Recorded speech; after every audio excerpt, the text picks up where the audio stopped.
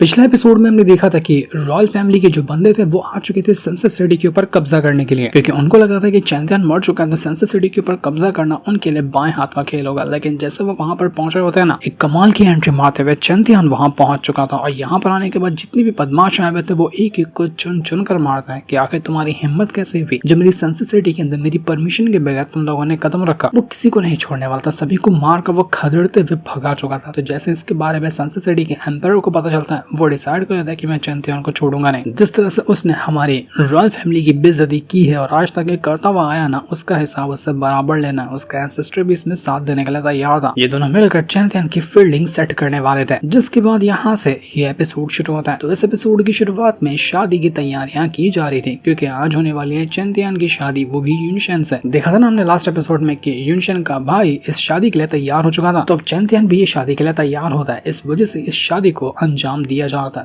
यहाँ पर शादी में पार्टिसिपेट करने के लिए, यहाँ पर इसमें आने के लिए हर एक सेक्ट से लोग आए हुए थे। जितने भी पावरफुल सेक्ट होते हैं वहां के बंदे आए थे, और यहाँ तक कि जितने भी दुश्मन सेक्ट थे चैंपियन के, वो लोग भी आए हुए थे। जो कि इस सिटी के जितने भी खास सेक्ट वगैरह हैं, सारे के सारे लोगों का आना यहाँ पर था। तो लोग कहना चाहते कि चैंपियन है इतना ज्यादा फेमस, और वैसे भी उसने अभी कॉम्पिटिशन के अंदर फर्स्ट रैंकिंग हासिल की है, तो उसकी शादी में तो लोगों का आना बनता ही है। तो इसी वजह से लोग यहाँ पर आ रहे हैं और इस शादी को और ज्यादा अच्छा बनाने की कोशिश में लगे हुए हैं। वहीं पर एक मास्टर भी होता है और उसके साथ एक लड़की भी मौजूद थी, और यहाँ पर वो मास्टर कहना चाहता है कि चैंपियन और यूनशन परफेक्ट मैच लगता है। ऐसा लगता है कि हेवन ने ही इनका जोड़ा बना दिया था और इनकी आज शादी यहाँ पर होने वाली है। वो लड़की कहना चाहती है कि आखिर चैंपियन उतना तो खास था नहीं, तो आखिर ये ब्लड मार्केस कैसे बन गया। ब्लड मार्केस एक टाइटल था जो कि चैंपियन को काफी टाइम पहले दिया गया था, जब उसने बहुत अच्छा परफॉर्मेंस दिखाया था, दुश्मनों की वाट लगाई थी। तो वो लड़की कहना चाहती है कि चैंपियन तो उतना खास नहीं, तो उसको वो टाइटल क्यों मिला। तो जो मास्टर था उसके साथ वो कह रहा होता है इससे कि देखो अभी तुम यहाँ पर ना पुरानी बातों को साइड करो और किसी भी तरह से मौका ढूंढो चैंपियन के करीब जाने का, उससे दोस्ती करो। उसके जरिए ना हम इंपीरियल सिटी के अंदर कदम रख सकते हैं। एक चैंपियन ही जो है हमें इंपीरियल सिटी के अंदर वापस लेकर आ सकता है, तो उससे दोस्ती करना हमारे लिए फायदे की डील साबित होगी। इसके बाद वहां पर चैंपियन आ जाता है। वो बिल्कुल दूल्हे वाले कपड़े में आया हुआ था, क्या ही कमाल का वो दिख रहा था। यहाँ पर एक धमाकेदार एंट्री मारते हुए आता है। तो जैसे उसको देखते हैं लोग, वो लोग काफी ज्यादा खुश हो गए थे और चैंपियन का नाम पुकारने लगते हैं कि चैंपियन तुम आ गए।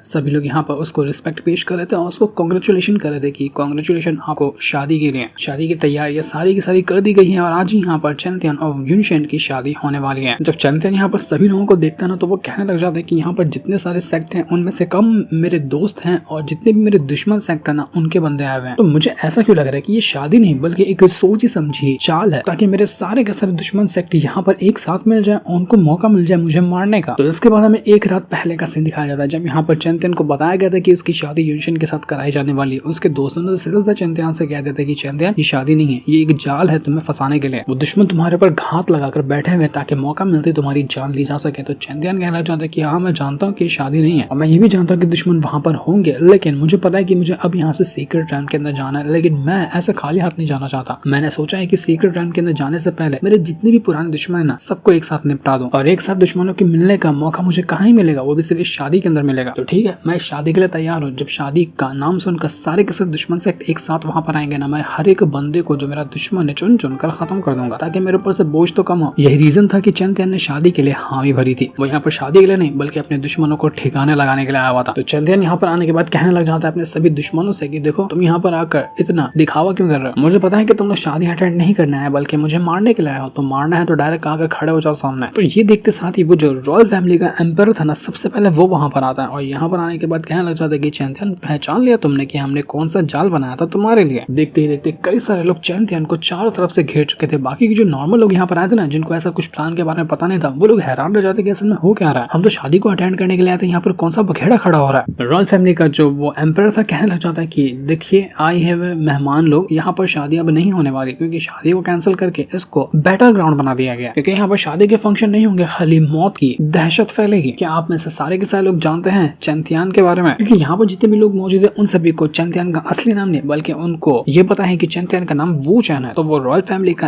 एम्पायर कहने लग जाता है कि आप लोगों को पता होगा कि एक एंसेस्टर था जो कि चैंपियन के ऊपर अटैक करने के लिए गया था और लोगों की नजरों में उस एंसेस्टर ने चैंपियन को मार दिया था। लेकिन मैं आप लोगों को बताना चाहता हूँ कि आपके जो सामने खड़ा है ना, ये वू चैन का ढोंग रचाए हुए यही असल में चैंपियन है। एंसेस्टर ने चैंपियन को नहीं मारा था बल्कि चैंपियन ने एंसेस्टर की जान ले ली थी और अपनी पहचान छुपाकर वो हमारे बीच ही रह रहा था। यही वो गद्दार है जिसके बारे में हम हम कब से तलाशी कर रहे थे, जो कि हमारे सामने ही मौजूद था और हम उसको पहचान नहीं पा रहे थे। मैं अब यहाँ पर आपकी इस गुस्से को और ज्यादा बढ़ाने के लिए बता देना चाहता हूँ कि अब इस चैंपियन ने ना डीमन एम्पायर का इनहेरिटेंस हासिल कर लिया, जिस वजह से ये बिल्कुल डीमन बन चुका है। अब इसका एक ही मकसद है कि हमारी पूरी की पूरी सिटी के ऊपर कब्जा करे। ये अब पहले वाला चैंपियन नहीं रहा, ये बहुत घटिया हो चुका है। वो सभी को यहाँ पर भड़काने की कोशिश करता था कि जितने भी लोग हैं ना वो सब चैंपियन के खिलाफ हो जाए।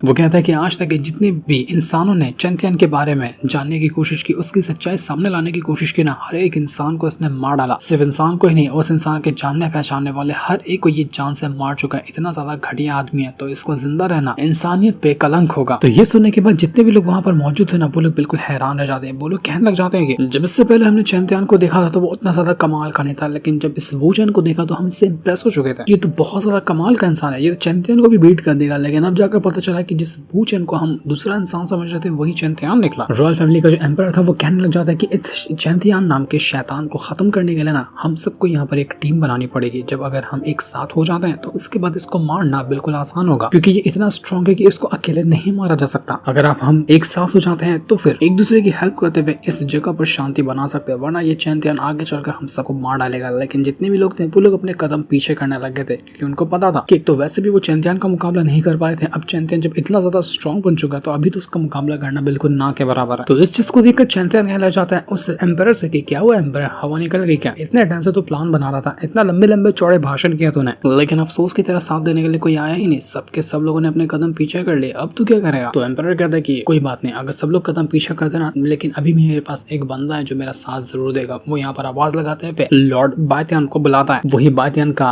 अंकल जिससे पहले भी चैंपियन ने पंगा लिया था। जब उसने बायतियन को मार डाला था तो उस टाइम भी इस लॉर्ड बायतियन ने उसको मारने की कोशिश की थी। तो चैंपियन उस लॉर्ड बायतियन से कहने लग जाता है कि चल अच्छा है तू भी यहाँ पर आकर पहुंच गया, क्योंकि मैं तुझे वैसे भी काफी टाइम से ढूंढ रहा था, लेकिन अब जब तू मिल गया है तो तेरे से हिसाब किताब पूरा करना है। तो इस चीज को देखने के बाद वो जो लॉर्ड बायतियन था वो कहने लग जाता है कि पिछली बार तो उस डाउ सेट के लोगों ने आकर तुझे बचा लिया था, लेकिन इस बार कौन बचाएगा? इस बार तुझे कोई नहीं बचाने वाला, तो मरेगा वो भी बहुत बुरी मौत मरेगा। तुरंत ही वो जो लॉर्ड बायतियन था वो अपनी पावर को एक्टिवेट करता और कई सारे सोल्स को समन कर लेता है। मतलब कई सारे इंसान थे जिसको उन्होंने सोल की तरह अपने कंट्रोल में लेकर रखा हुआ था, और सारे के सारे पपेट्स को वो भेज देता है चैंपियन की तरफ। अब एक तरफ चैंपियन अकेला खड़ा था और दूसरी तरफ उस लॉर्ड बायतियन की टेक्निक होती है जिसको उसने नाम दिया था स्लॉटर ह्यूमन पपेट। और ये बायतियन की फैमिली की ना एक बहुत ही ज्यादा खास टेक्निक होती है जिसमें इंसान को अपना पपेट बनाया जाता है। तो इसी टेक्निक को वो यूज कर चुका था। इस चीज को देखकर जितने भी बाकी के बंदे थे वो लोग कहना चाहते कि ये क्या हुआ, लगता है कि यहाँ का जो बैटल होने वाला है वो बहुत ज्यादा खतरनाक होगा। कुछ बंदे सोचते भी कि क्या हमें चैंपियन की हेल्प करने के लिए जाना चाहिए, लेकिन उनको लगता है कि नहीं, चैंपियन यहाँ पर इतने सारे लोगों का मुकाबला कैसे ही कर पाएगा। अगर हमने उसका साथ दिया और अगर बाय चांस वो हार गया तो हमारे लाले पड़ जाएंगे, क्योंकि फिर तब दुश्मन वगैरह हमारे पीछे पड़ जाने वाले हैं। इसलिए बेहतर है कि चैंपियन का ना ही साथ दिया जाए, बस हम यहाँ पर बैठकर तमाशा देखेंगे। चैंपियन तुरंत अपनी स्वॉर्ड के जरिए जितने भी पपेट्स वगैरह उसके ऊपर अटैक करने आ रहे थे ना, उन सब पपेट्स की वाट लगाया जा रहा था। वो अकेला वहां पर खड़ा होता है और सारे पपेट्स को वो धो रहा था। लॉर्ड बायतियन कितनी भी कोशिश क्यों ना कर ले, वो यहाँ पर एक भी पपेट के जरिए चैंपियन के ऊपर अटैक तो कर ही नहीं पा रहा था। चैंपियन कहना चाहता है कि तेरे जो पपेट्स वगैरह ना वो बिल्कुल ही किसी काम के नहीं है। ऐसा लग रहा है कि तो गुड्डा बनाकर भेज रहे हैं नौ को, इनके पास कोई पावर या कोई अटैक वगैरह है ही नहीं। कुछ दम है तो वो दिखा, वरना मेरा मूड ना खत्म हो रहा था ऐसे फाइट करने में। तो इस चीज के देखने के बाद वो जो लॉर्ड बायतियन होता है वो काफी ज्यादा गुस्सा हो चुका। तो पहले तो सबसे पहले यहाँ पर उसके जो पपेट्स वगैरह थे उसके जरिए चैंपियन को एक फॉर्मेशन के अंदर ट्रैप करता है, और उसके बाद वो सीधा अपना वेपन फेंक कर मारता है चैंपियन को, ताकि वो चैंपियन को यहीं पर डिस्ट्रॉय कर दे। लेकिन चैंपियन को डिस्ट्रॉय करना उसके बस की बात नहीं थी। चैंपियन तुरंत अपनी ऑरा को एक्टिवेट करता और अपने बुद्धा जो टेक्निक थी ना उसको वो एक्टिवेट कर चुका था। जैसे उसका बुद्धा आर्ट यहाँ पर एक्टिवेट होता है, ऐसा भयंकर धमाका हुआ था पूरे बैटल एरिना के अंदर कि सब कुछ यहाँ पर टूटने फूटने लग जाता है। जितने भी बंदे थे जो उस बायतियन की फैमिली के पपेट वगैरह थे और वो लॉर्ड था, सबकी हालत खराब हो चुकी थी। अकेला चैंपियन ने यहाँ पर भौकाल मचा कर रख दिया था। इसके बाद तो वो उस लॉर्ड बायतियन को पकड़ता है और अपने ऑरा के जरिए उसको वहां पर दबा चुका था। कितनी भी कोशिश क्यों न कर लेता, ये लॉर्ड बायतियन वो उठ ही नहीं पा रहा था। पर तो वो जो लॉर्ड बायतियन होता है वो तुरंत अपनी पावर को एक्टिवेट करता और जितने भी उसने पपेट को क्रिएट किया था ना, सब पपेट की पावर को खुद में वो मर्ज कर लेता। और उसके बाद वो उसने पपेट्स को कन्वर्ट कर दिया था एक चेन के अंदर, और उसी चेन के जरिए वो उस बुद्धा को ना ट्रैप कर लेता है। उसको पता था कि चैंपियन को जो पावर मिल रही है वो इसी बुद्धा के जरिए मिल रही है, और अगर इस बुद्धा को रोक लिया जाए तो चैंपियन अपने बुद्धा आर्ट का यूज नहीं कर पाएगा। तो उसने सीधा बुद्धा को यहाँ ट्रैप कर लिया और उसके जरिए वो यहाँ पर बुद्धा को डिस्ट्रॉय करने की कोशिश करने लग जाता है, क्योंकि बुद्धा की पावर प्योर होती है और इस जो बायतियन का लॉर्ड है ना उसकी पावर डिमोनिक थी। तो जब डिमोनिक पावर उस प्योर पावर से टकराएगी तो बहुत बड़ा कोलिजन होता है। इसी वजह से बुद्धा की जो आर्ट की पावर थी ना उसके अंदर क्रैक्स पड़ने लग गए थे और वो पावर उसके बाद बैकफायर करने लग जाती है डिमोनिक एनर्जी की वजह से। तो चैंपियन उस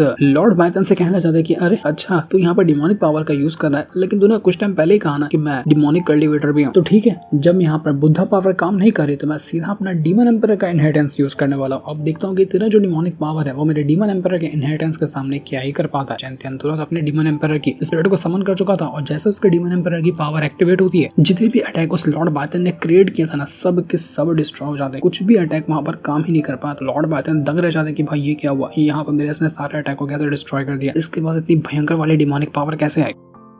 चैंपियन कहते कि अरे मेरे लाल मैंने शुरू भी नहीं किया है, अभी तक मैं तुझे कैसे दिखाता हूँ कि पावर असल में डिमोनिक वाली किसको कहते हैं। चैंपियन तुरंत अपनी ऑरा को एक्टिवेट करता और जैसे अटैक देकर मारता ना उस लॉर्ड बायतन के ऊपर, लॉर्ड बायतन वहां से गायब हो चुका था। ऐसा लग रहा था कि वो मर गया। चैंपियन ने सिर्फ ऑरा से अटैक किया था, कोई वेपन वगैरह यूज नहीं किया था। इसका ऑरा ही इतना स्ट्रॉन्ग था कि वो लॉर्ड बायतन खत्म ही हो गया। अब इससे होता ही कि जितने भी बंदे यहाँ पर आए हुए थे ना, जो कि कुछ लोग यहाँ पर चैंपियन से लड़ने के लिए आए थे, उसके खिलाफ भी थे, वो तुरंत अपनी जान बचाकर भाग रहे होते कि भाई साहब जब ये बंदे का ऑरा किसी को डिस्ट्रॉय कर सकता है तो जब ये मारने उतरेगा तो अस्तित्व में ढाकर रख देगा। तो वो तुरंत वहां से भागने लगे थे। पर चैंपियन कहता है कि किसी को भी मैंने यहाँ पर भागने के लिए कहा क्या, यहाँ पर आए तो तुम लोग अपनी मर्जी से थे लेकिन जाओगे मेरी मर्जी से। अपने सारे के सारे दुश्मनों को एक ही बार के अंदर पकड़ लेता है और उनको वहां पर दबा चुका था। सबको यहाँ पर पकड़कर अपने सामने झुका देता है। वो लोग कहना चाहते हैं चैंपियन से कि चैंपियन देखो भारी मिस्टेक हो गया, हम छोटे मोटे सेक्ट वाले हैं, हम तो तुमसे उस टाइम दुश्मनी कर रहे थे जब तुम उतने ज्यादा स्ट्रॉन्ग नहीं थे। हमें पता होता कि तुम अब इतने ज्यादा स्ट्रॉन्ग हो चुके तो हम कहाँ ही तुमसे दुश्मनी करेंगे। देखो हमें छोड़ दो, हमें जाने दो, हम अपनी सारी की सारी गलतियों को भुलाने के लिए तैयार है, हम तुमसे माफी मांगते हैं। लेकिन वहाँ पर प्यूगेट्री सेक्ट वाले लोग भी थे, जो कि यही वो सेक्ट है जिसने चैंपियन के फैमिली के ऊपर बहुत टाइम पहले अटैक किया था। करीब 15-20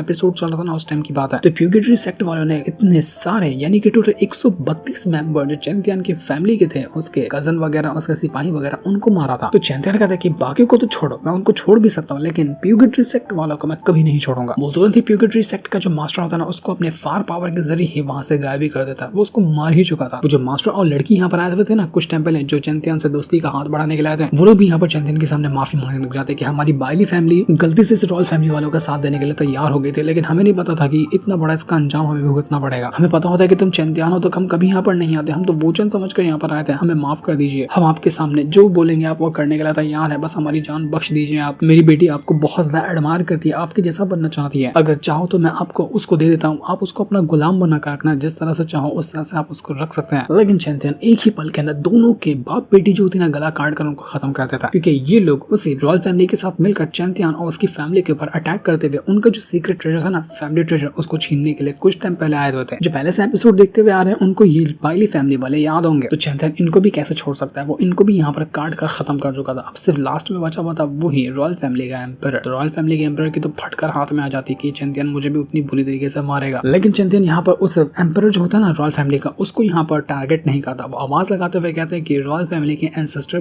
बाहर निकल कर, मैं जानता हूँ कि तू यहाँ पर छुपा हुआ है, बाहर निकल कर आता है कि नहीं आता, या फिर मैं तेरे रॉयल फैमिली को पूरी तरह से दुनिया के नक्शे से मिटा दूं। तब जाकर वो जो रॉयल फैमिली का एंसेस्टर होता है ना, वो बाहर निकल कर आता है और कहने लग गया था कि चैंपियन तूने सच में मुझे सरप्राइज किया। जितना तू खुद को स्ट्रॉन्ग बना रहा है, जितना तू अपना जलवा दिखा रहा है ना, उतना ही ज्यादा इंटरेस्ट मेरा तेरे अंदर बढ़ता जा रहा है, क्योंकि तुझे पता ही होगा कि मैं तुझे अपना एक फर्नेस बनाना चाहता हूँ, तेरे शरीर को मैं कंट्रोल करना चाहता हूँ, तेरे शरीर को मैं एक अपने फर्नेस की तरह यूज करना चाहता हूँ। तो उसके लिए तू जितना ज्यादा स्ट्रॉन्ग रहेगा मेरे लिए फायदा उतना ही ज्यादा है। और तू जो यहाँ पर जलवा दिखा रहा है ना, उस जलवे ने मुझे बिल्कुल इंप्रेस करके रख दिया। तो अगर तू यहाँ पर अपने आप को या फिर इस यूशन को जिंदा देखना चाहता है तो अपने आप को सरेंडर कर दे, वरना मैं एक पल के अंदर यूशन को काट कर रख दूंगा। यूशन की जान बचाना चाहता है तो मेरा फर्नेस बनने के लिए तैयार हो जा, वरना अंजाम बहुत बुरा होगा। लेकिन अभी हमें नहीं दिखाया जाता कि चैंपियन यहाँ पर क्या करने वाला है। वो यूशन को ऐसा मरने तो नहीं देगा, या तो वो फाड़ देगा एंसेस्टर को, या फिर उसको उसके सामने झुकना पड़ेगा। क्या लगता है आपको कि चैंपियन झुकेगा या फिर उसको फाड़ देगा? ये तो हमें पता चलेगा नेक्स्ट एपिसोड के अंदर, जिस दिन को दिखाते साथ ही ये वाला एपिसोड यहीं पर एंड हो जाता है। Thanks for watching.